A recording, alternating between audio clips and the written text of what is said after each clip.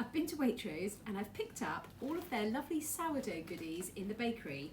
Let's have a little look and see what I've got in the bag and see what I think of it. So, first of all, we have a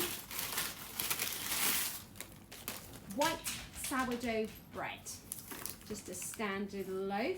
I was using shipped and mill flour. It's interesting that they actually specify the flour that they've used. Next up, we have, now this one looks so exciting. This is the first one that I've seen, which is, this is the first one I've seen like this, which is a dark chocolate and orange sourdough bloomer. Now, I'm a big, big chocolate fan.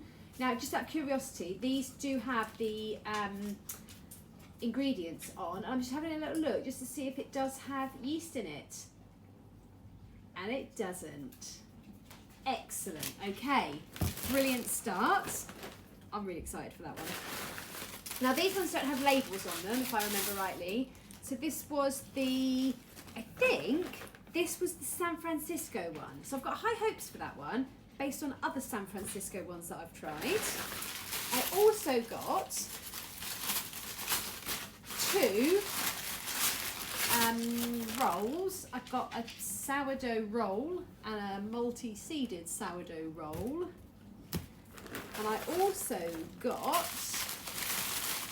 oh, this was the brown one. Now, I don't like brown bread, but you know, I might. So this is the brown, slightly wonky shaped, brown sourdough loaf from Waitrose. But I did pick up a couple of other bits as well, because I did go hunting to see if they had any other sourdough items, and one of them was sourdough bagels, which I thought sounded quite interesting. And the last thing was the sourdough crumpets. Now, interestingly enough, when I looked at the ingredients list of the little sourdough crumpets, they had yeast in them, which I was quite surprised about, but these have got yeast in them as well. This lot hasn't, but this does. I don't know why they're putting yeast in these, because you can make sourdough crumpets without yeast. But I'm going to try them anyway, because it says that they're sourdough. It says crumpets made using sourdough. So maybe it's just the terminology. I don't know. But anyway, let's get started on these and see what they taste like. I'm going to start with the small rolls.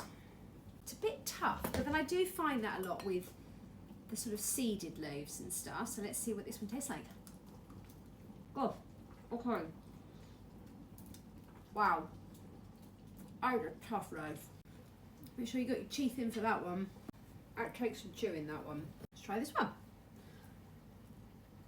Maybe because they've made them as rolls, there's an awful lot more crust than you might find on a loaf. They're okay. I've had better, but the sourdough flavour is nice. Could be better. Try the San Francisco one. Tight crumb in there. Okay. As you can see, there's not a lot of air bubbles in this. So whilst it's a very, very soft loaf, I wouldn't say that the rise on that was brilliant.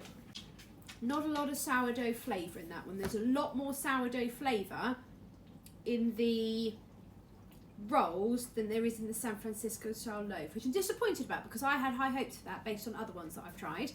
I'm just going to cut these in half to see what the bubbles look like. Ah, you see, that's what a sourdough should look like.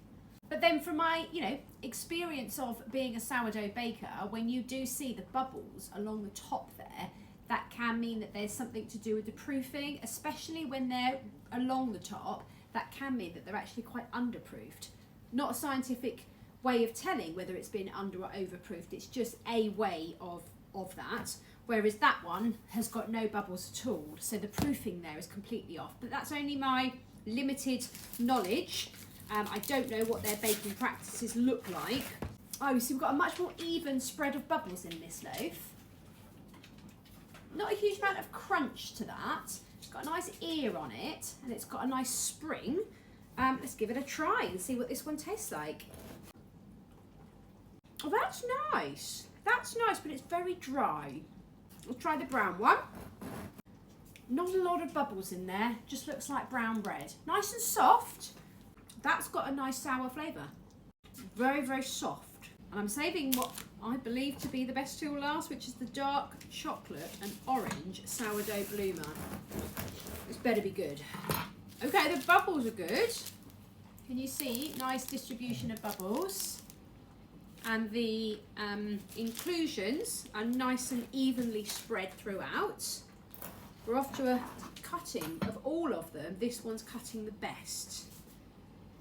Definitely.